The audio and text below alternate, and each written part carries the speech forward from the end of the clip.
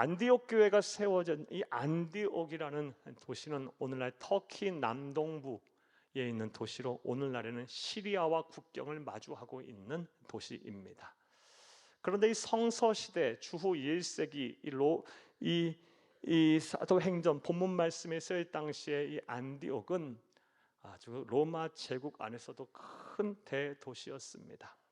주후 1세기 이 안디옥은요, 수리아의 안디옥은 이탈리아 반도에 있는 로마 그리고 이집트에 있는 알렉산드리아 다음으로 로마 제국, 거대한 로마 제국 안에서도 세 번째로 큰 대도시였습니다. 당시 이 로마 제국 안의 대도시들이 대체로 무역이 발달하고 상업이 발달하고 교통이 발달하고 많은 문화와 인종과 역사를 초월한 많은 다양한 사람들이 모여드는 국제 도시였듯이 이 안디옥 또한 그러했습니다. 특별히 안디옥은 그 어떤 도시보다도 물자와 재화가 아주 풍부한 도시였고, 그로 인해서 다양한 유흥업들이 발달했으며 다양한 곳에서 많은 인종들이 모여들었기에 그들이 섬기는 신들을 모신 신전 또한 참으로 많았다고 합니다. 그래서 당시 사람들은 이 수리아의 안디옥을 가리켜서 황금의 도시, 세속 도시라고 표현을 했다고 합니다. 그런 도시에 세워진 교회가 바로 안디옥 교회입니다. 안디옥 교회의 개척 과정과 그리고 부흥과 성장의 과정은 사도행전 11장 19절에서 30절 말씀에 자세하게 기록이 되어 있습니다. 이 또한 간단하게 말씀드려 보겠습니다. 사도행전 7장 말씀을 보게 되면 이 예루살렘 교회가 큰 핍박을 받게 됩니다. 그 핍박과 박해 속에서 예루살렘 교회의 7집사 중에 하나였던 스데반 집사가 순교를 해요. 그리고 그 일을 기점으로 해서 예루살렘 전역에 예수를 믿는 그리스도인들이 큰 어려움을 당해요. 그리고 그 어려움들을 피해서 예루살렘을 떠나서 수많은 그리스도인들이 세계 각국으로 흩어져 신앙의 자유를 찾아가게 됩니다. 그런 사람들 가운데 구브로, 그러니까 오늘날로 말하면 키프로스 공화국, 그리고 구레네, 오늘날로 말하면 북아프리카의 리비아 지역에 거주하던 이방인들 중에서 예수를 믿는 그리스도인들이 북으로 신앙의 자유를 찾아가다가 수리아의 안디옥이라는 곳에 정착하게 됐고, 그곳에 서로 모여서 교회를 세웠으니 그 교회가 바로 안디옥 교회입니다. 그런데 이 안디옥 교회는 유대인 그리스도인이 아닌 이방인 그리스도인에 의해서 세워진 교회임에도 불구하고 큰 부흥과 성장을 하였어요. 아주 모범적으로 교회가 건강하게 성장을 하였어요. 그래 그 소식을 누가 듣게 되느냐? 예루살렘 교회, 모든 초대교회의 모교회라고 할 수 있는 예루살렘 교회에 있었던 사도들이 듣게 됩니다. 그 사도들이 그래서 이 안디옥 교회를 생각하며 안디옥 교회 성도들을 잘 목양할 수 있는 목회자를 파송했는데, 오늘날 말하면 담임 목사를 파송했는데, 그 파송된 사람이 누구냐? 바로 위로의 아들이라는 별명을 들었던 바나바였습니다. 바나바가 안디옥 교회의 담임 목사로 취임을 하고 나서 그가 한 일이 무엇이냐? 당시 위장 회심한 것이 아니냐? 워낙 예수 믿기 전에, 회심하기 전에 주의 몸 된 교회를 쑥대밭으로 만들었기에 이 회심한 것을 의심하였던, 그래서 사역의 길이 막혀서 은둔해 있던 길리기아 다소에서 은둔해 있던 사도 바울을 이 바나바가 안디옥 교회로 데리고 와서 1년 동안 동역을 합니다. 그리고 그 일로 인해서 안디옥 교회가 더 부흥하고 막 성장하고 구원받은 자가 넘쳐나게 됐습니다.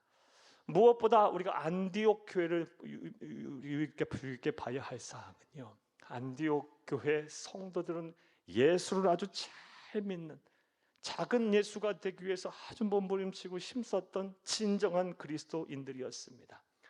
당시 사람들은 이 예수 믿는 사람들을 가리켜서 유대교의 한 분파, 한 개혁주의자라고 생각을 했었는데, 안디옥 교회 성도들을 보면서 진정 비로소 저 사람들은 그리스도인이구나, 예수 믿는 사람들이구나, 크리스찬이구나 라고 말하기를 시작했습니다. 최초로 그리스도인, 크리스찬이라는 소리를 들었던 성도들이 바로 안디옥 교회 성도들이었습니다. 이 말씀 보겠습니다. 사도행전 11장 26절 함께 읽겠습니다. 만남에 안디옥에 데리고 와서 둘이 교회에 1년간 모여 있어 큰 무리를 가르쳤고, 잠깐만요. 만남에 누구를 만났습니까? 길리기아 다수의 운둔에 있던 사도 바울을 누가? 바나바가 만남에 안디옥에 데리고 와서 둘이 교회에 1년간 모여 있어 큰 무리를 가르쳤고, 자 읽습니다. 제자들이 안디옥에서 비로소 그리스도인이라는 일컬음을 받게 되었더라. 아멘. 최초로 그리스도인이라는 소리를 들었던, 하나님의 기쁘시고 3대 칭찬받는 진정한 그리스도인이었던 성도였던 사람들이 바로 안디옥 교회 성도였습니다. 자, 사랑하는 여러분, 저는 지금까지 안디옥 교회에 대한 간단한 성경에서 나오는 말씀을 여러분에게 드렸습니다. 자, 이제 이런 내용 이해를 바탕으로 생각해 보겠습니다. 안디옥 교회와 우리 교회를 비교하면서 우리가 점검하고 배워야 할 사항은 무엇일까요? 자, 이제부터 따라하시겠습니다. 첫째로, 교회는 우리 주 예수 안에서 하나가 되어야 합니다. 우리는 안디옥 교회를 보면서 무엇을 배워야 하냐? 교회는 우리 주 예수 그리스도 안에서 반드시 하나가 되어야 한다라는 이 위대한 진리를 배우게 됩니다. 사랑하는 여러분, 오늘 본문 1절 말씀을 보게 되면 안디옥 교회의 5명의 지도자들을 설명하고 있습니다. 5명의 지도자 이름 보겠습니다. 1절 함께 읽겠습니다. 안디옥 교회에 선지자들과 교사들이 있으니 곧 바나바와 니게르라 하는 시므온과 구레네 사람 루기오와 분봉왕 헤롯의 젖동생 마나엔과 및 사울이라. 아멘. 5명의 지도자들을 소개하고 있어요. 먼저 첫 번째로 담임 목사격인 바나바를 소개하고 있고요. 두 번째 지도자는 니게르라 하는 시몬을 이야기하고 있고, 세 번째 지도자는 구레네 사람 루기오고요. 네 번째 지도자 소개하는 네 번째 지도자는 분봉왕 헤롯의 젖동생 마나엔이고요. 마지막 5번째 지도자는 사도 바울 사울입니다. 자, 그런데 이 5명의 지도자들은요, 당시 세계관 속에서 절대로 하나가 될 수 없는 조합이었어요. 겸상조차 할 수 없는 그런 사람들이었습니다. 이 또한 자세히 설명해 보겠어요. 먼저 바나바의 출신 면모를 보게 되면요, 그는 유복한 집안에서 태어난 정통 히브리인입니다. 정통 유대인들이에요. 유대인입니다. 또 두 번째로 니게르라 하는 시몬은요, 니게르는 니그로라는 뜻이에요. 흑인이에요, 흑인. 그리고 세 번째 구레네 사람 루기오는요, 루기오는 라틴어의 이름이에요. 정통 로마인이에요. 당시 세계를 지배하고 있던 이 정통 로마인이고요. 네 번째 헤롯의 젖동생 마나에는요, 예수님을 죽이려고 했고, 또 세례 요한을 실제로 죽인 헤롯 안디바의 젖동생 중마고우예요. 즉 유대의 귀족이에요, 귀족. 그리고 마지막으로 사도 바울은 너무나도 잘 아는 사람이에요. 회심 전에 주의 몸된 교회를 쑥대 맛으로 만들었던 율법주의, 근본주의에 가까웠던 율법주의자였고요. 또 바리새인 중에 바리새인이었어요.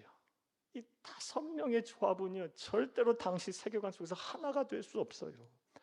왜냐하면 당시 사회는 오늘날은 비교할 수 없는 계급 사회고요, 신분 질서가 확고한 사회고요, 무엇보다 인종적 차별이 극심했던 사회였어요. 유대인들과 정통 로마인들은요, 이 선민 사상에 찌들어 있었어요. 유대인들은요, 흑인들과 겸상할 수가 없었어요. 당시 세계관 속에서는요. 그리고 로마인들은 당시 많은 사람들이 지배하고 있었고요, 피지배인들인 이 이스라엘 사람들과 이방인 사람들과 함께 할 수 있는 사람들이 아니었어요. 또한 사랑하는 여러분, 귀족과 평민이 하나가 될 수 없어요. 자, 그런데 안디옥 교회 안에서는요, 이 불가능한 일들이 가능이 됐어요. 하나가 됐습니다. 자, 그렇다면 안디옥 교회는 어떻게 해서 이것을 가능하게 했을까요? 우리는 그 답을 요한복음 17장 21절에 우리 주 예수 그리스도의 말씀 기도를 통해서 우리가 유추해 볼 수가 있습니다. 함께 보겠습니다. 아버지여, 아버지께서 내 안에, 내가 아버지 안에 있는 것 같이 그들도 다 하나가 되어 우리 안에 있게 하사 세상으로 아버지께서 나를 보내신 것을 믿게 하옵소서. 아멘. 이 말씀은 우리 주 예수님께서 십자가에 매달리시기 바로 전날 밤에 최후의 만찬까지 다 끝내신 이후에 제자들을 모아놓고 한 중보기도 내용이에요. 요한복음 17장 전체가 예수님의 중보기도를 해서 대제사장의 기도라는 표제가 붙어있는 장인데요, 예수님께서는 당신 자신에게 가장 기도가 필요한 시점에도 당신 자신이 아닌 제자들을 위해서, 심지어 예수 다시 오실 때까지 이 세상에 존재할 모든 성도들, 우리까지 포함한 모든 성도들을 위해서 중보하며 기도하셨는데, 그 중보 기도하신 내용 중에 핵심이 뭐냐? 하나가 되게 해달라. 성부, 성자, 성령 삼위일체가 하나이듯이 예수를 그리스도 믿는 모든 성도들이 하나가 되게 해달라. 예수를 믿는 모든 성도들의 가정도 사랑으로 믿음으로 하나가 되고, 예수를 그리스도 믿는 모든 성도들의 삶의 지경, 직장과 사업장도 주 안에서 사랑으로 믿음으로 하나가 되며, 주의 몸된 교회는 당연히 하나가 되어야 될 것이고, 예수를 그리스도 믿는 성도들이 사는 나라와 민족 또한 사랑과 믿음으로 하나가 되어야 한다. 하나가 되어야 한다라고 중보기도 하셨어요. 사랑하는 여러분, 그리고 안디옥 교회 성도들은 이러한 예수님의 마음, 예수님의 기도를 잘 알았던 겁니다. 그래서 신분의 벽도 허물어버리고, 귀천의 벽도 허물어버리고, 인종적인 차별도 뛰어넘어서 다 하나가 된 거예요. 사랑으로 믿음으로 하나가 됐던 거예요. 따라서 우리 교회 또한 이런 안디옥 교회를 본받아 사랑으로 믿음으로 주 안에서 하나가 되어야 할 줄로 믿습니다. 자, 또 두 번째로 안디옥 교회와 우리 교회를 배교하면서 우리가 더욱 심써야 할 것, 우리가 배워야 할 것은 무엇일까요? 따라하시겠습니다. 둘째로, 교회는 진리인 하나님의 말씀을 선포하고 가르치는 일에 힘써야 합니다. 우리가 안디옥 교회를 보면서 무엇을 배워야 합니까? 교회는 진리인 하나님의 말씀을 선포하고 가르치는 일에 힘써야 한다. 이것을 우리가 배울 수 있어요. 사랑하는 여러분, 오늘 본문 1절 말씀을 다시 볼 텐데, 1절 말씀을 보게 되면 이 5명의 지도자들을 다음과 같이 소개하고 있습니다. 1절을 다시 한번 읽겠습니다. 안디옥 교회의 선지자들과 교사들이 있으니 곧 바나바와 니게르라 하는 시므온과 구레네 사람 루기오와 분봉한 헤롯의 젖동생 마나엔과 및 사울이라. 아멘. 사랑하는 여러분, 5명의 지도자들을 무엇이라고 소개하고 있습니까? 선지자들, 교사라고 소개를 하고 있어요. 자, 그렇다면 선지자들과 교사들이 하는 일이 무엇일까요? 구약의 선지자들은 크게 2가지의 사역을 감당했어요. 첫 번째 사역은 이 땅에 장차 오실 메시아인 예수님을 예언하는 거예요. 구약의 선지자들이 했던 첫 번째 사역이었어요. 두 번째 사역은 하나님을 대신하여 하나님의 말씀을 선포하고 가르치는 일을 했어요. 자, 그런데 우리 주 예수 그리스도께서 예언대로 이 세상에 오신 이후부터 구약의 선지자들이 했던 첫 번째 사역은 할 필요가 없게 됐어요. 왜요? 예언대로 오셨는데 또 무슨 예언이 필요합니까? 따라서 선지자들, 구약의 선지자들은요, 어떤 일에 집중을 했느냐? 하나님을 대신하여 하나님의 말씀을 선포하고 가르치는 일에 집중했던 거예요. 이것은 구약의 선지자 중에 마지막 선지자라고 말할 수 있는 세례 요한을 통해서 잘 알 수 있어요. 세례 요한은 우리가 잘 알다시피 예수님보다 6개월 먼저 태어나서 예수님께서 이 세상에 오셔서 하실 일을 예비하는, 사람의 마음을 평탄케 하고 마음의 밭을 준비하고 우리 주님께서 마음껏 사역을 하실 수 있도록 그 길을 예비하는 일을 감당했어요. 그러면서 그가 했던 말들, 그가 했던 일들이 무엇이에요? 회개하라, 천국이 가까웠느니라. 하나님의 말씀을 대언하면서 하나님의 말씀을 선포하고 가르치는 일에 집중했어요. 그러므로 안디옥 교회의 선지자들, 교사들 또한 하나님의 말씀을 가르치고 전하고 진리인 말씀을 선포하는 일에 열심을 다했으리라고 봅니다. 즉 안디옥 교회는 말씀 중심 교회, 교육 중심의 교회였던 것입니다. 그런데 이런 안디옥 교회의 면모는 당시 초대교회에서는 아주 획기적이며 파격적이고 한 패러다임을 주는, 패러다임 시프트를 일으키는 그런 모습이었을 거라고 생각이 돼요. 왜냐하면 당시 교회는 인류 역사에 처음 태동된 시점이기 때문에 성령 하나님께서 물 붓듯이 막 은사와 능력을 부어주셨을 때예요. 그래서 대부분의 교회가 다 성령의 능력들이 나고 막 은사가 충만하게 나타났어요. 안디옥 교회도 크게 다르지 않았을 거라고 봅니다. 그런데 안디옥 교회는요, 성령의 사역과 더불어 하나님의 말씀을 가르치고 전하는 교회 교육 중심에까지도 그 일을 감당했던 거예요. 그래서 모범적인 교회라고 할 수 있는 거예요. 영성과 지성의 균형을 갖췄던 교회였던 겁니다. 사랑하는 여러분, 자, 그렇다면 안디옥 교회는 어떻게 이렇게 할 수가 있었을까요? 이것은 우리 주 예수 그리스도께서 부활하고 승천하시면서 하신, 우리에게 명령하신 유언적 명령, 대위임령 통해서 알 수 있습니다. 마태복음 28장 19절에서 20절 말씀에 보게 되면 예수님께서 부활하고 승천하시면서 우리에게 하신 말씀이 무엇입니까? 너희는 가서 모든 민족을 제자로 삼아 아버지와 아들과 성령의 이름으로 세례를 주고 내게 분부한 모든 것을 가르쳐 지키게 하라. 내게 분부한 모든 것을 가르쳐 지키게 하라. 이게 우리 주 예수님께서 부활하고 승천하시면서 우리에게 남기신 마지막 유언적 메시지예요. 우리 예수님의 마음이 담긴 메시지예요.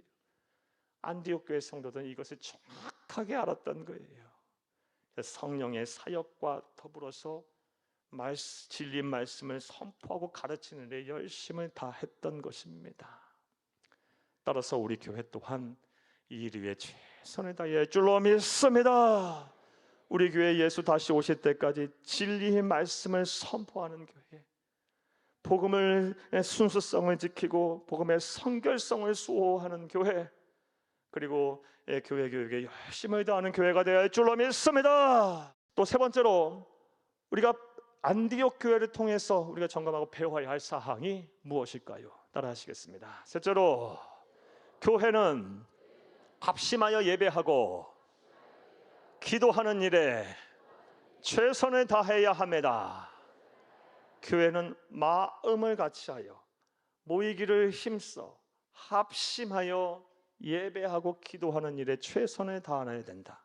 이것이 바로 안디옥 교회를 통해 우리가 배울 수 있는 교훈입니다. 사랑하는 여러분, 오늘 보면 2절을 함께 보겠습니다. 주를 섬겨 금식할 때에 성령이 이르시되 내가 불러 시키는 일을 위하여 바나바와 사울을 따로 세우라 하시니. 아멘. 2절 말씀에 보게 되면 안디옥 성도들이 무엇을 했어요? 주를 섬겼어요. 이 주를 섬겼다는 말은 예배하였다, 하나님께 예배하였다라고 해석을 해도 돼요. 금식할 때에, 금식은 우리 잘 알듯이 기도했다라고 해석을 해도 돼요. 그러니까 그들은 예배하고 기도하였더니 성령께서 말씀하셔서 마땅히 해야 할 일을 하게 하셨어요. 자, 이처럼 안디옥 교회는요, 예배하고 기도하는 일에 열심을 다했던 교회입니다.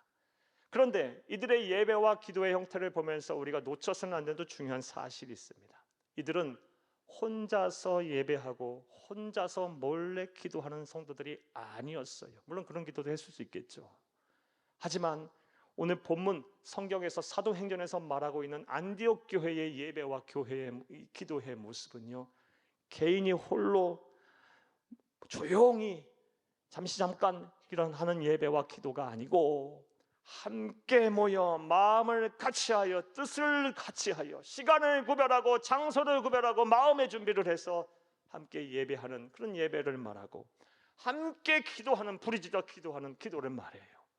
이것은 어떻게 알 수가 있느냐? 사랑하는 여러분, 한글 성경 번역본에는 없는 헬라어 원어 성경을 보게 되면요, 2절 앞에 분명한 주어가, 생략된 주어가 있어요. 그들이라는 말이 있어요. 그들이 주를 섬겼고요, 그들이 금식하며 기도했어요. 혼자 한 게 아니고요, 함께 뜻을 합하여 합심하여 예배하였고 모이기를 힘써 함께 기도했던 거예요. 그랬더니 성령의 능력이 나타나고 성령께서 역사하셔서 교회를 부흥케 하시고 성도들의 삶을 변화시키며 마땅히 해야 할 일을 알게 하신 것입니다.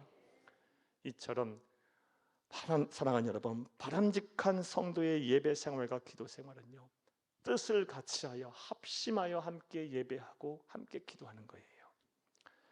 그런데 오늘날은 많은 사람들이 이렇게 하려 하지 않아요.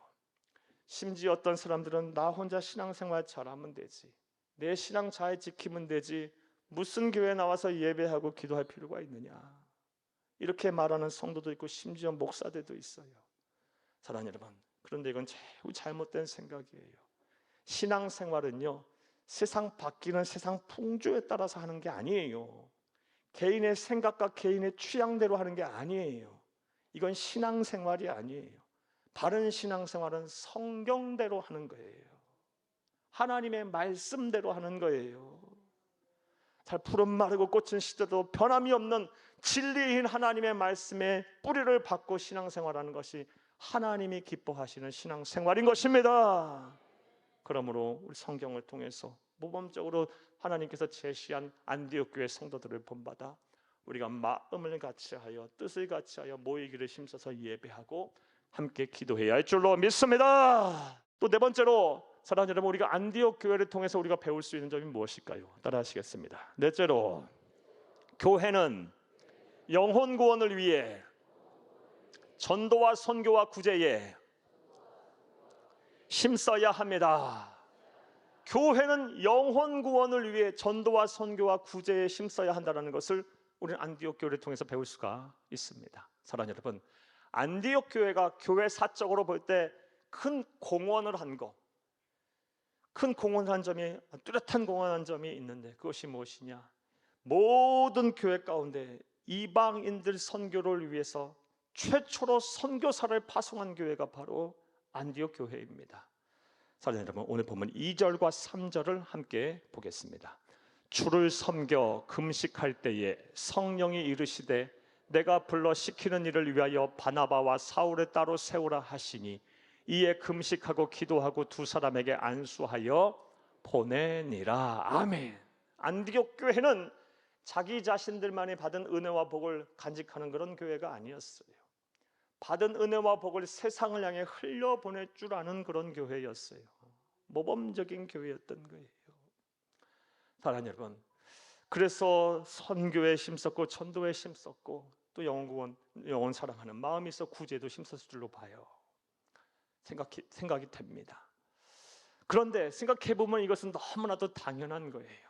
사랑하는 여러분, 예수 그리스도 안에서 하나가 되기에 힘쓰고 진리인 하나님의 말씀을 선포하고 가르치기에 힘쓰며, 사랑하는 여러분, 합심하여 예배하고 기도하면요 반드시 성령께서 은혜와 복을 차고 넘치도록 주세요. 사람들마다 막 기쁨이 충만케 하시고요, 영혼을 사랑하는 마음, 막 견딜 수 없는 마음을 주세요. 나는 구원받아 이렇게 기쁜데 구원받지 못한 사람, 힘들고 어렵게 사는 사람 보면요 막 마음이 아프고, 그 사람 도와주지 않으면 견딜 수가 없고, 사랑하지 않으면 참을 수가 없고, 내 것 나누어 주지 아니하면 힘들어서 못 살 정도 같아요. 하나님 아버지의 마음이 그 마음이니까요. 죄송하지만 여러분에게 한번 여쭤보겠어요. 여러분에게는 이 마음이 있으십니까?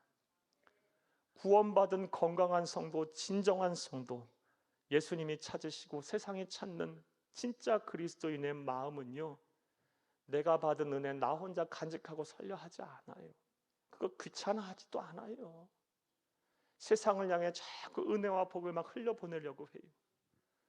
영원한 사망을 향해 달려가는 사람은 그 영혼이 불쌍하게 느껴져서 그 사람에게 기도하게 되고 전도하고 선교에 매진하게 되고요, 어렵고 힘들게 사는 사람 하나라도 한 푼이라도 더 쥐어주려고 하고 내 것이라도 벗어주고 싶어 하고요, 나눠주고 싶어 해요.